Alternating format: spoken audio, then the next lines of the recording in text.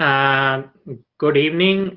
It's good morning here in Texas. I'm located in Denton, which is in North Texas area. At the moment, it's 7:30 in the morning here. And with me, I have requested presence of Mr. Peter Vermeulen. You can see his photo. He is the director of international recruitment at our university. And we also have another colleague who actually is in India. She is, if you look into your participants list, you will see Farheen Menon. She is also present there because she understands about preparation of higher studies for, especially for USA. So if you have any questions, she probably will also be able to help you. But let me start with myself talking about, I'm from G batch. And I did my bachelor's in mechanical engineering. At that time, that college, which is now a university, but at that time it was Engineering College Kota. It was located near Aerodrome Circle. You go towards DCM side. That's where it was located. And then we moved into the new building when we were actually still in the college. So after doing my mechanical engineering bachelor's degree, I went to UK. I got a scholarship called Overseas Development Administration Scholarship. And I did my master's degree in mechanical computer aided engineering from Strathclyde University in Glasgow. Then I did my PhD from Leicester, which is another city in England.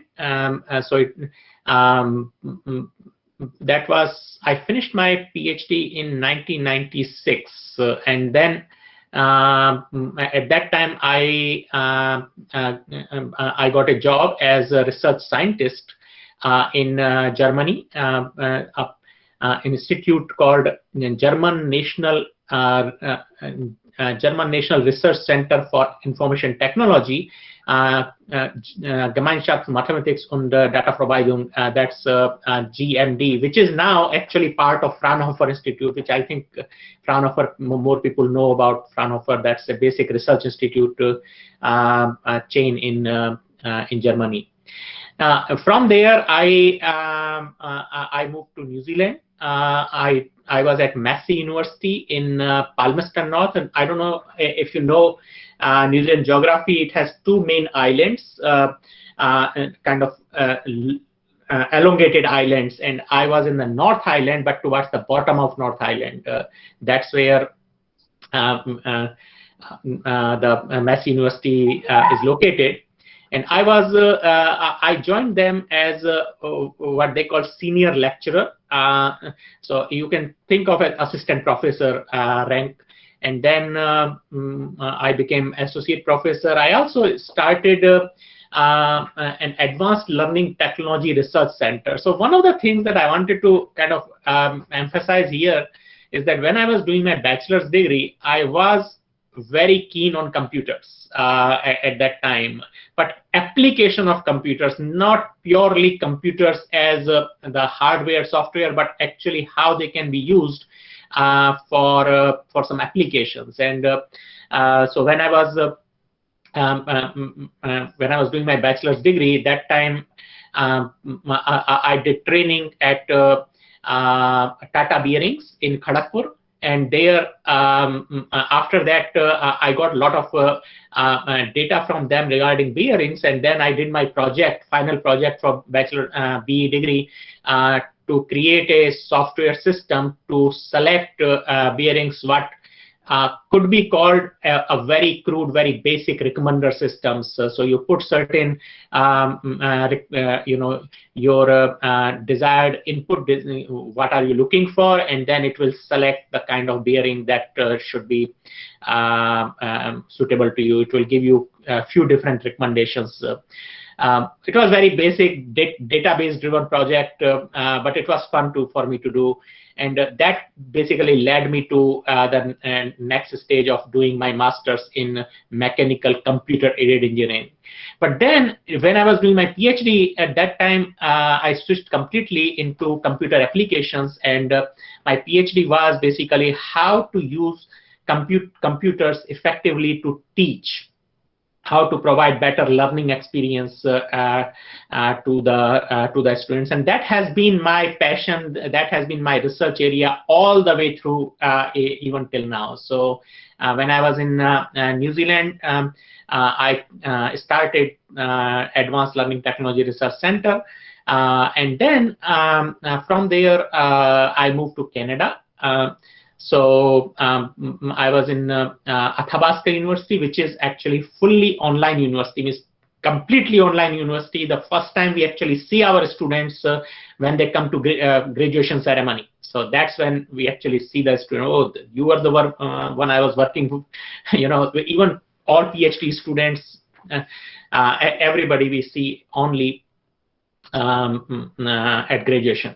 So I was there for 10 years, and in 2016, I moved to my current university, University of North Texas, and here I joined as Dean of the College of Information, and I'm also tenured professor in Department of Learning Technologies. So my current college, College of Information, has 3 departments: Department of Information Science, Department of Linguistics, and Department of Learning Technologies.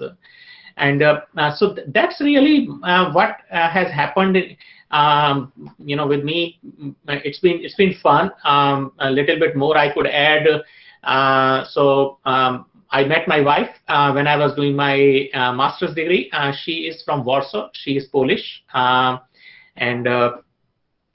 we actually yesterday finished 26 years of our marriage. We don't remember. My mother actually sent me a WhatsApp message to us wishing. So that's how I know. Okay, this is our marriage anniversary. We have 2 kids. Our daughter is she did her bachelor's in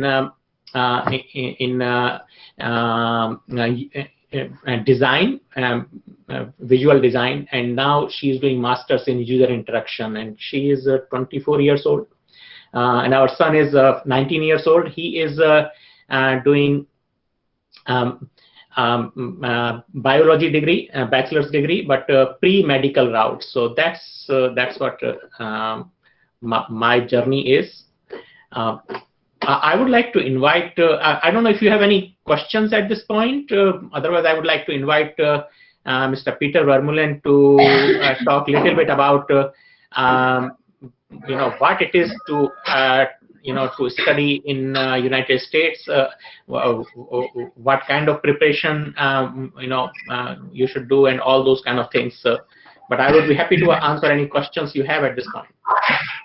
If anybody have questions, please put in the chat box so that we can have one by one answers. Okay, maybe then in the meantime, if it is okay with you, then Mr. Vermeulen can you know, take over and talk about how to study, you know, things about studying in the United States. Yes, yes. Let me just quickly try to load the presentation.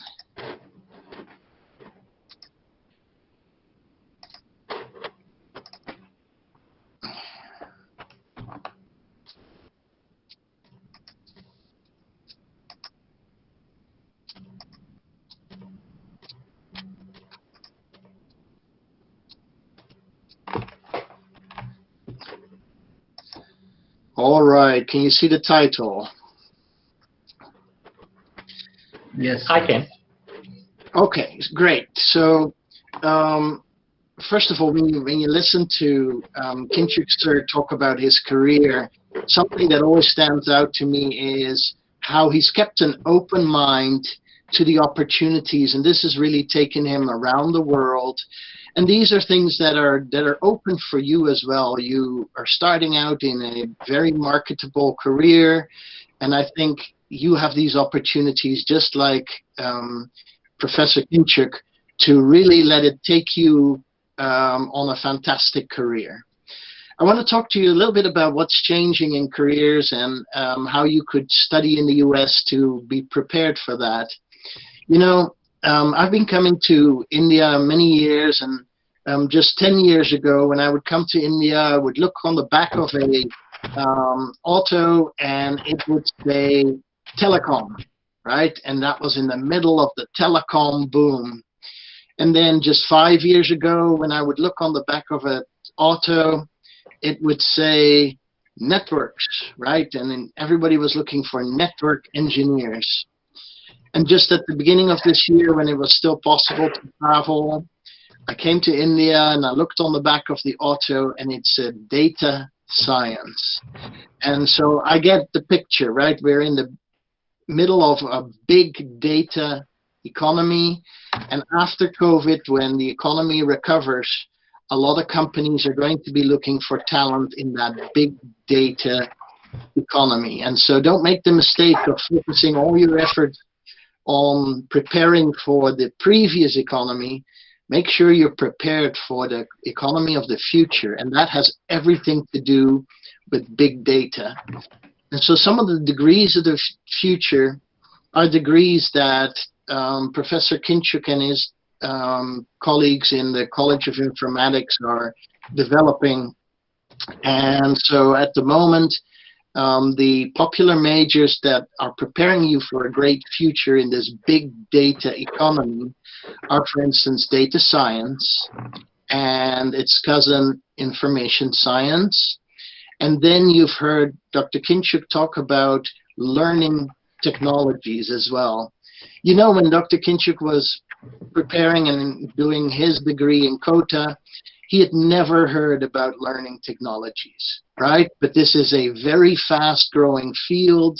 This is very, very important to companies where, for their learning and their knowledge management and the way that they share knowledge throughout the company, this is a very exciting new field. And for those of you who want to place a bet on a very interesting niche, I would really recommend you to find out a lot more about learning technologies. We put the QR code there, so hopefully you can find your way to that website. If not, after this presentation, we will help you with more information as well.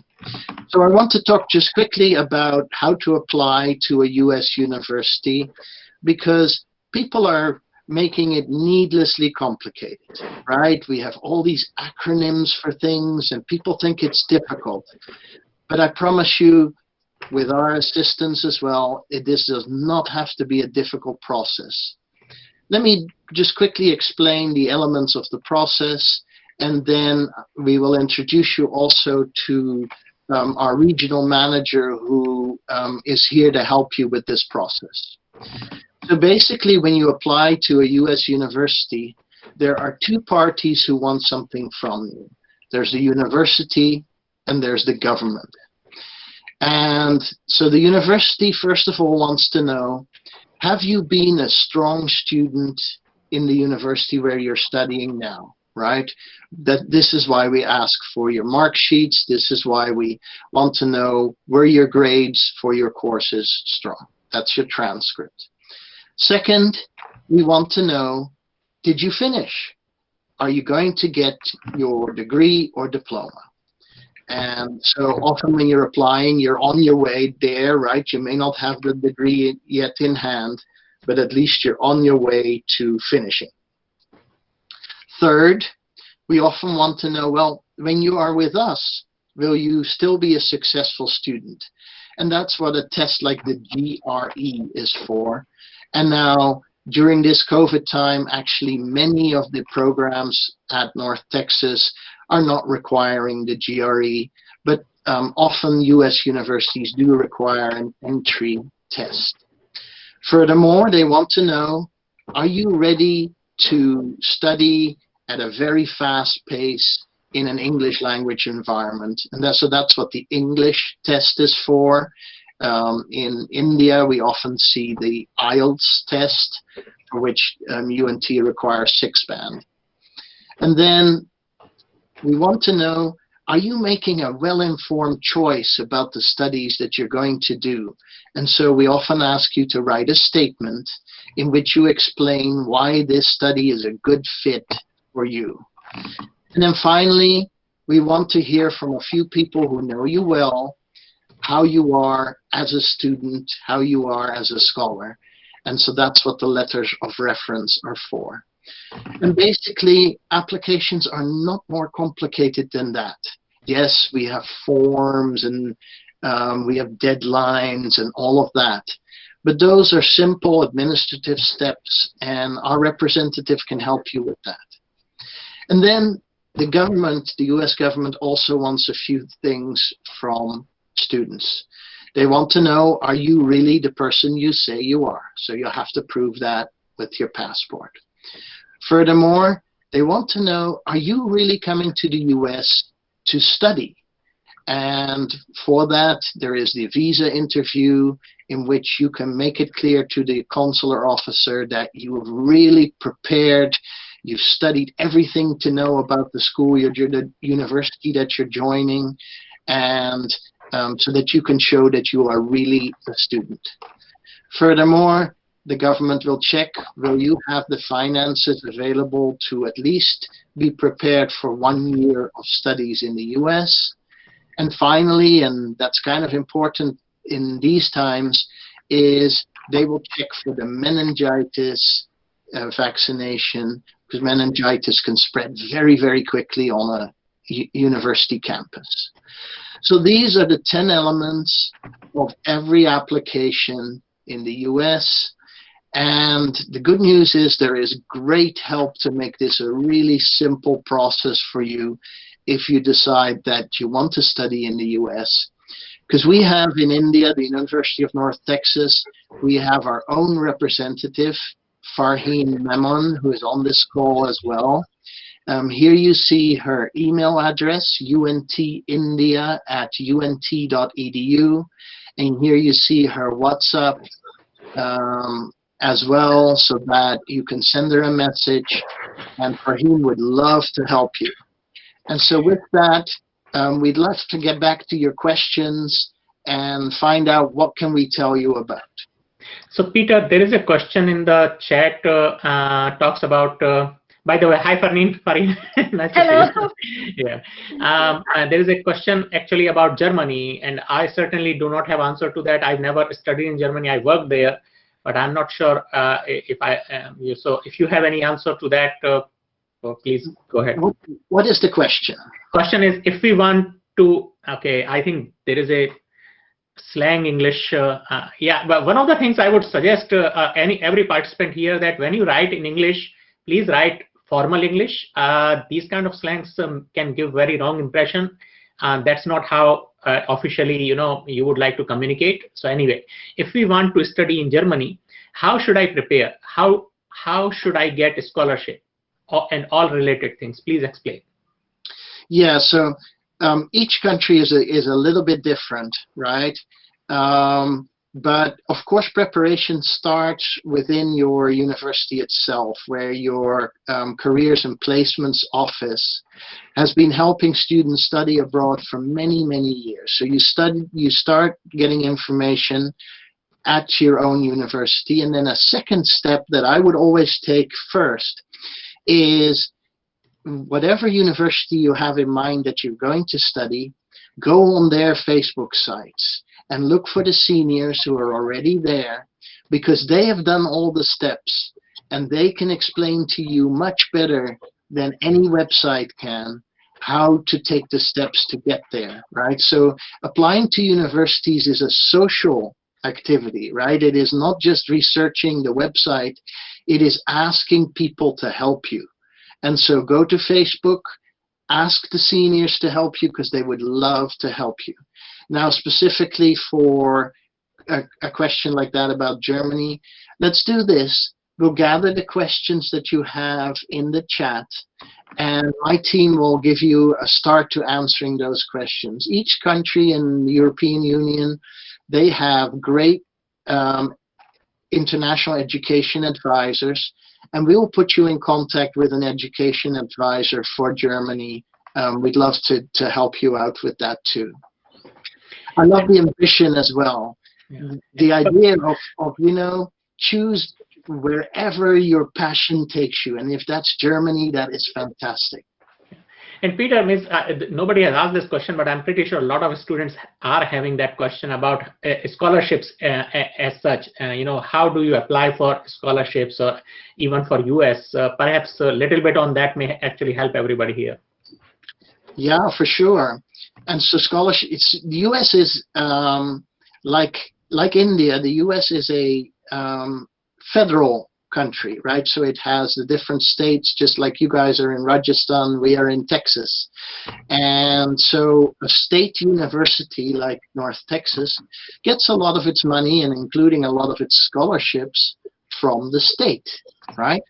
And so that's always the first place to start, where you look on the institution website and you'll find the Office of Student Scholarships and Financial Aid. And they will always list the different scholarships that are available at the university. Now, at North Texas, we have a specific mechanism where a lot of students, in addition to their studies, they like to work in the labs, they like to help the faculty, and so you can do assistantships on the master's level. And so for graduate students, there is graduate assistant, teaching assistant, research assistant, and those kind of positions, they pay a small stipend, but they also allow you to save a lot of money on your tuition, because many of those positions give you access to what's called in-state tuition, which means you pay like a Texas student instead of like an international student. So you can save a lot of money. So each of these universities in the US, they have their own mechanisms on how you can save a lot of money on studying. And we have Farheen right here with us, who can make a great start answering those kind of questions for you individually, because scholarships are always different for different people and different majors and different interests. And so you can start your dialogue with Farheen about scholarships.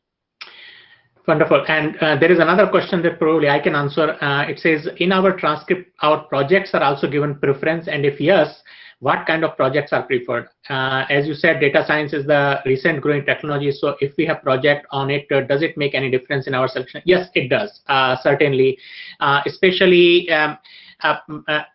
because we have certain cutoff. Okay, you must have this minimum Cgpa to be able to get admission, and when you are near that Cgpa, let's say a little bit below that, we do what we call holistic review, and there your previous experience, what kind of, for example, if you talk about data science, what kind of programming experience you have, whether you have done any projects in that area, if you had any internships in that area, whether you had a job experience in that area, all that basically counts towards that. So yes, any project you have done, please do mention, because we ask a copy of your CV, curriculum vitae, and mention all these projects, and the more details you provide there, the more details does not mean paragraphs after paragraphs. More details is really what you did in that, in brief. That would very much help your admission application. Let me give you a really important tip there, right?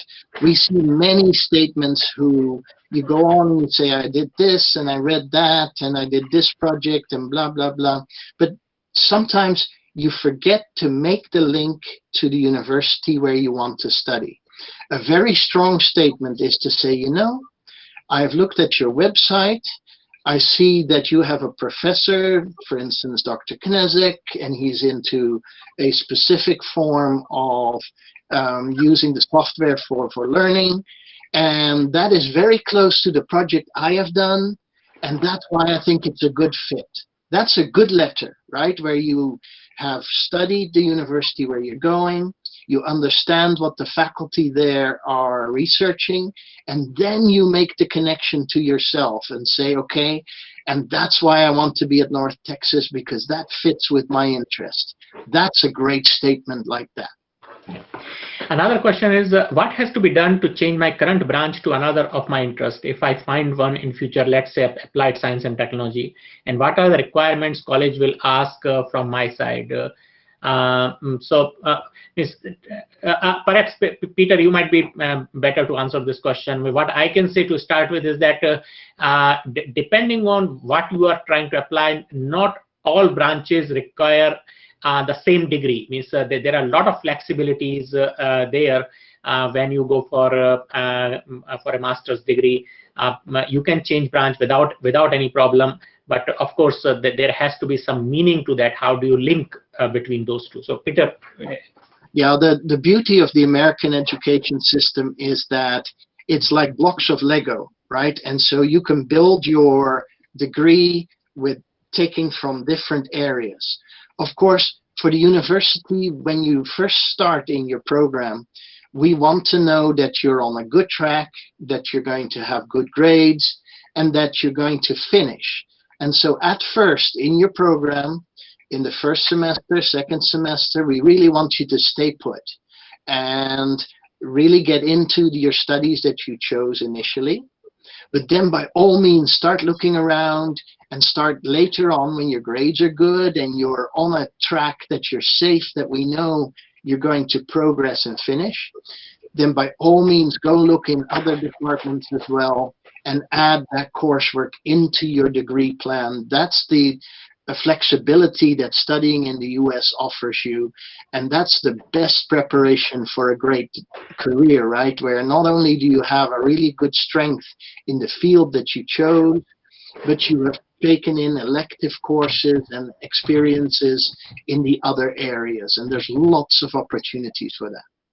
Typically do not have internships available, money available for outsiders. Peter, you would like to add something to that? Yeah, and the best way to get considered for internships is really through the program, right? There's two ways in the US that international students and scholars can do internships. One is called CPT, which is course-based, so while you're doing the program. The other one is called OPT, Optional Professional Training, which you do after your program. And for many of you who, if you're coming from a technical university like your own, you'll be interested in programs in what we call the STEM fields, so science, technology, engineering, math. And there's great opportunities there to do as long as 3 years of these OPT internships.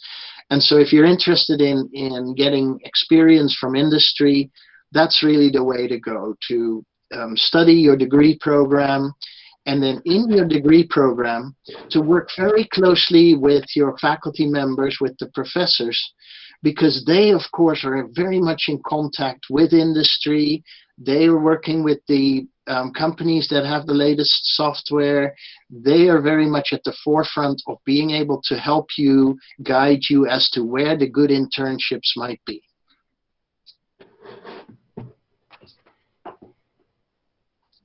Okay, I don't see any other questions in the chat. Is there any questions? Please put in the chat box. MS option for petroleum engineer.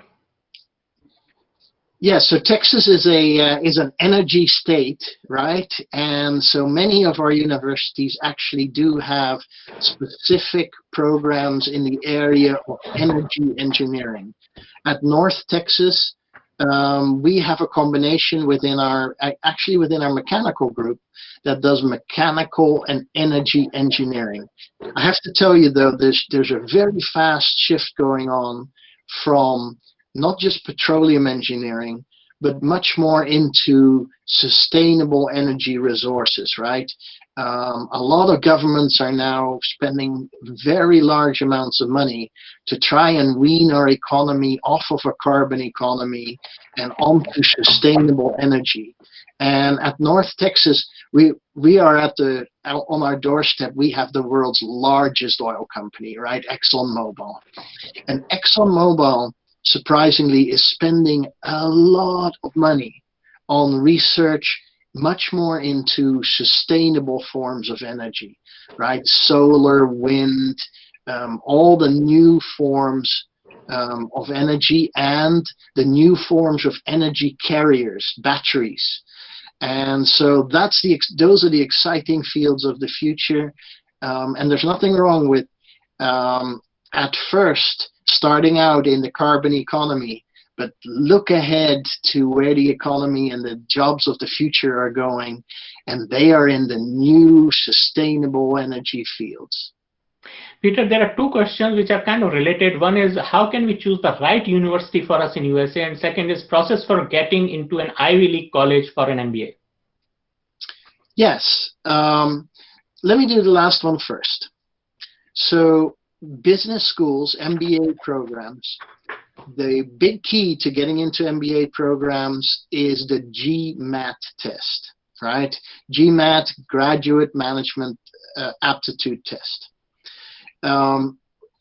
For Ivy League programs, you need about a 600 or above on the GMAT test. And so that's a great place to start. You can just go online to the GMAT site and just try one. Try a test and see how far you are off of being able to score a 600 or above on the GMAT.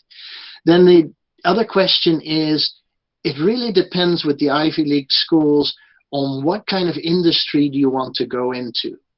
If, for instance, in the US, the finance industry is very different in different cities. Finance industry in New York is very much based on stocks, right? Finance industry in Chicago is very much based on bonds. Finance industry in Los Angeles is very much based on venture capital and that kind of. And so depending on your interests in business, depending on if it's finance you're interested in, then your choice of where you're going to study is going to be really very different. And then the second step is, don't be blinded by the one or two star professors that you've heard about, right? The Wharton School will have Tom Peters and those kind of star professors. But the chance at an Ivy League business school that you're actually going to have a whole course taught by a star professor is very small, right? Because the star professor might start the course off one course, and then the rest of all the courses are taught by the PhDs. So don't be caught up in this allure of the Ivy League business schools. As long as a business school is AACSB accredited, that's a great, strong business school for you. And I would focus much more on what kind of industry opportunities do you want. In Dallas-Fort Worth, we are on our doorstep. We have, if Dallas-Fort Worth was a country, it would be the 10th largest economy in the world. So you can just imagine how huge the opportunities are. We have some of the world's largest energy companies, some of the world's largest defense and high-tech companies. We're also the capital of the insurance world. And so there's many, many opportunities in a context like North Texas that would lead you to choose a business school in that area. So think first, where is your career going to be? Where are your internships going to be? And then from there, think about what business school might be a good fit for you. And of course, keep in mind that getting into an Ivy League business school, one, it's very expensive, and two, it is hugely competitive. So your second question, remind me, Farheen, of the second question. So the second question is, how can we choose the right university for us in the US? Yes. So, of course, you always start by figuring out, does the university have the major, the program that I want, right? For instance, the University of North Texas does not have nursing programs. So if nursing is what you want, we are not the university for you, right? So step one is find out, do they have the program I want? And you find that out, for instance, through gradschool.com. which has a search site where you can just see all the universities in the US and their majors. Also in India, you have this great service called USIEF, which is the Education USA office in India. And there's a fantastic advisor. Her name is Bhavna Jolie, and she would love to help you, to guide you to what would be a university that is a good fit for you. So first choice, do they have your program? Second choice, I would always say, what kind of career do you want, right? If you have always wanted to be in marketing, then of course, being in a city like Atlanta would be great for you, where you have Coca-Cola and you have those kind of industries that are very much into brand management and marketing, right? Procter & Gamble are also there. So think about the step after your studies as well. What kind of career do you want? And then start thinking about, well, so what kind of experience am I going to have while I go to university? And I would advise you go to a large university, because large universities have a lot of different experiences for you, right? They have the means that they have a diverse campus. They have a lot of different faculty that you can interact with. There's just more opportunities on a large campus. The large universities that are also more affordable are the ones that are the large public universities, right? So the way you can tell in a university in the US if it is a public or a private is look for the name of the university. And if it has the name of a state in the university name, it is usually a public university. If it has the name of a city, it is usually a private university. So Boston College, right? Private university. University of North Texas, named Texas in the state, in the university name, public university. So larger public universities are usually a really good bet because of all the opportunities you have there. So does it have your program? Is it in a place where you think you could do a great internship as well?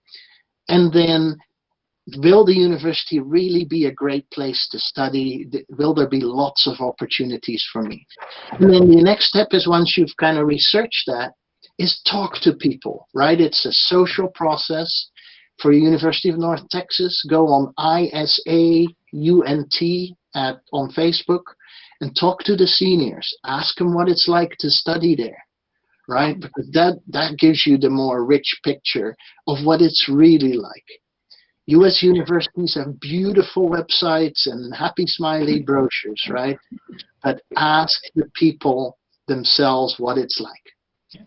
There are questions regarding internship and project. Let me try to answer them. One question is, sir, can we apply for online internship project opportunities in University of North Texas? Another one is, can we work with some professor not under any program as a research intern working from home? Yes, that's possible. I have done that. You know, but the way it works is that you need to really do research. Okay, you need to really do search on who is working in that area and that matches with what you want to do, and have you done something in that area that they will like. So for example, if you just reach out, I'm looking for an internship, chances are you will not even get a reply. But if you reach out to somebody that I looked at that project you mentioned on the website, I read a couple of your papers, I have done this programming here, and I've done a small project in my club. I would like to work with you, and this is the kind of, it's a little bit idea I have. I would like your advice. Yes, you will get an answer, and people will like to work with you. I've worked with students like that. I remember we did a project where we looked at using the smart devices like a smart watch, and to see how we can provide a framework for creating health data. and something that it was very interesting project, very useful, and those students even published that it was fully online. Yes, these kind of projects are not paid projects, but they go very well on your CV, so on your biodata. So that's something that you can really look for. But please do not just send mass mails out that maybe somebody will reply. What happens is that experts in the area talk to each other also, and they start to then say, okay, you know what, this student is just sending message to everybody. You will actually kind of get in some way bad reputation. Same with we sometimes get in the department, everybody, one student just sent goes to the website, send message to every professor in the department, and you know what happens? One of those professors forward it to whole department that, oh, I just received this message. It looks like it's interesting for some other people, not for me. Then others start to say, oh, I received the same message. I received the same message. You know what's going to happen? Nobody is going to reply. And if you send another message to anybody, they will just delete it. So please be very, cautious about it. That first do your research and find out what professors are doing and approach the ones that you really see how they can help you. There is another question here, Peter, for you. How much does it cost to study in USA? Sure. So at the undergraduate level, so if you're doing a bachelor's, it costs roughly $21,000 per year in tuition, in what's called the out-of-state tuition rate. And then the cost of living in Texas is roughly about $1,000 per month. So that's another $12,000. So for about $32,000 or roughly 20 lakh is what it costs per year to study in the US without scholarships. But many students find their way to different forms of funding, to some student work, which gives you some funding. And so there's ways to reduce your budget a lot. Mind you, the costs I'm mentioning, the 20 lakh, is what it would cost in Texas. But East Coast and West Coast in the US are much, much more expensive to live and much, much more expensive to study. So the location of where you choose to study, and if you choose to study at a public or at a private university, makes a huge difference in your budget. So keep those factors in mind. Farheen is here. She can help you much more specifically about the specific costs. But keep in mind that where you study makes a huge difference on your budget. Okay, I think that those are the only questions we had here. So if there are no other questions, what I can do is that I can type the email address here. And if anybody else has any questions about studying in US, then Farheen should be able to answer that. Thank you so much. Thank you, Dr. Kim. For him, is there any other pressing question that you're hearing a lot at the moment that we should be answering? I should definitely say that we talk about how University of North Texas has evolved around the pandemic and how have we helped the students cope up with that. Because at UNT, at least, I can definitely say we have had very less students who contracted COVID even after we resumed. Yes. So maybe Professor Kinshuk, you can tell a little bit from the leadership's perspective just how much attention that the leadership of our university is paying to the health issue and safety of our students. And then I'll tell a little bit about the practical things that are being done on campus. Yeah, certainly. And again, this is not just UNT. It's this situation is, in a wider US, and same is happening in India, for example. So universities have mostly gone online and what we call remote. So at UNT, certainly we have majority of our courses converted in last spring and also in fall semester to either online, which is completely online, or remote, where they are actually lectures but given online, so students don't have to come to campus. Only those courses where there is just simply not possible to do things online, those are the only courses or labs that are done on campus. And we are following very strict social distancing guidelines. So for example, 2 meters in between students. We have a plexiglass sheets, means the transparent barriers installed wherever there is a student facing service, for example, advising and other areas. And masks are compulsory when you are on campus, and you cannot be at distance from people. Masks are required in buildings inside. Masks are required unless you are an employee who has his or her own office and you are alone in your office. That's the only time you can take out masks. So university is keeping the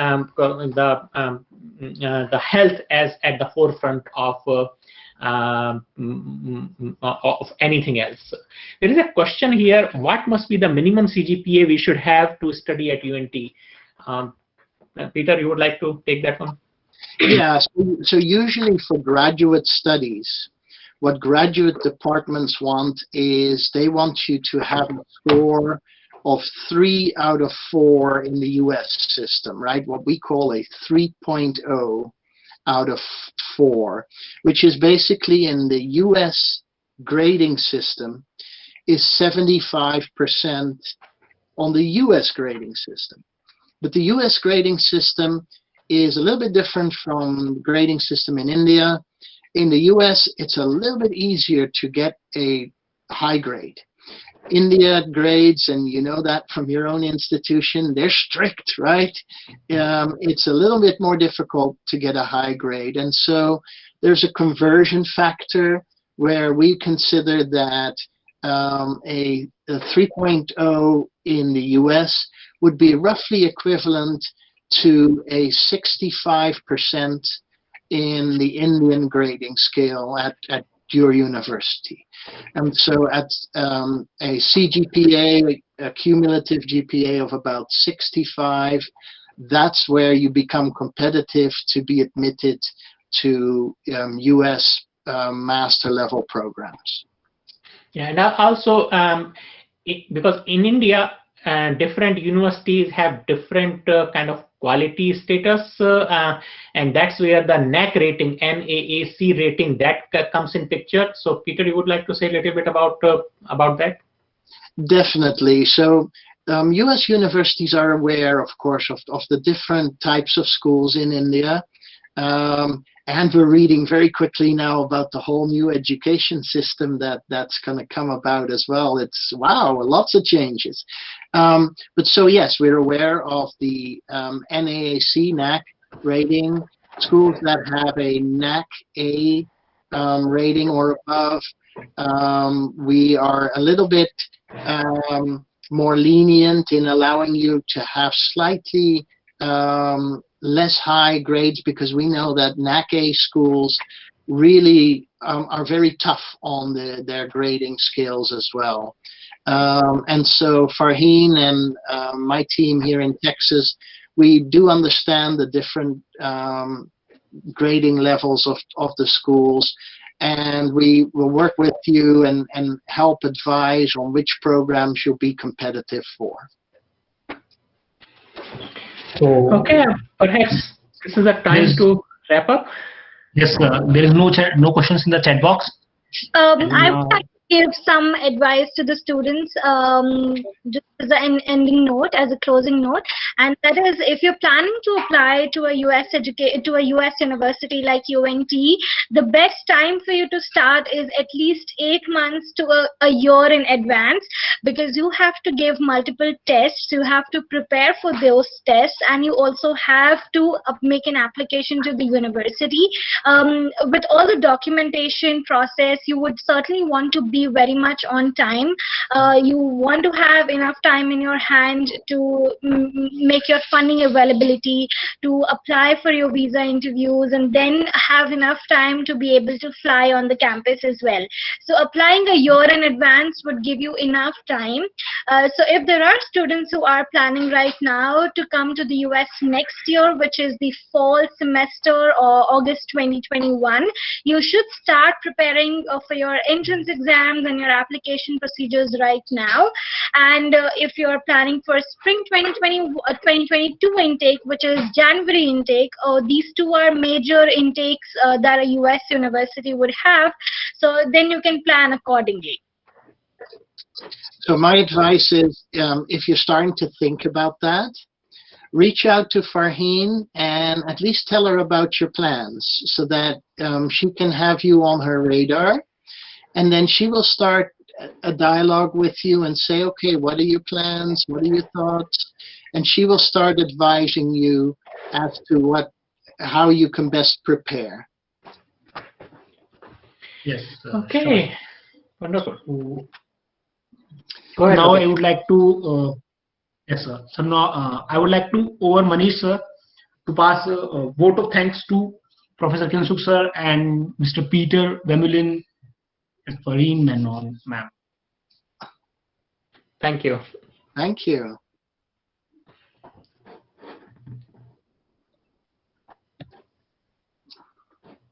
Manish sir, audible? Oh. Yes sir. Yeah. Hi, Professor Kinshuk. Hello, Dr. Chaturvedi. Mr. and also Farheen. Thanks a lot, and such a wonderful presentation. Very interesting one. And it had, I'm going to say, in a very simple term, you explained, might be some of the students, I must be honest, are for the first time exposed to the rules of international studies. So this will motivate them to further explore it and look for their higher in US or in any other country. And Professor Kinshuk, I must tell you that we are all proud of you. You are one of our students, you are our alumni, and you are there as a dean in such a reputed and university, and also we appreciate your interest in helping out your alma mater in form of helping the students, guiding them. This is the best gesture you could have shown us. I want to tell Professor Kinshuk, a lot of faculty members are there also joined here at present. I can see Professor S.K. Rathore, Shringi, Professor S.K. Parashar, Professor Anand Kishore Chaturvedi, Professor Gitesh Vijay, and a lot of teachers who have taught you. They are also at present online, listening to you very carefully. So it is a moment of pride for all of us that one of our alumni is giving back to the. I am humbled here, and I see now. Yeah, I mean, so namaskar. This is fantastic, and yeah, I'm humbled for it, and certainly all these teachers who have taught me, and it's just So that's how where I am at the So thank you very much for what you have given me. Thanks a lot. Thanks, Professor Kinshuk. Thanks, Peter, and thanks, Farheen. Thank you. Thanks so much. Have a great evening. See you. Have a good evening. Thank you so much. Bye.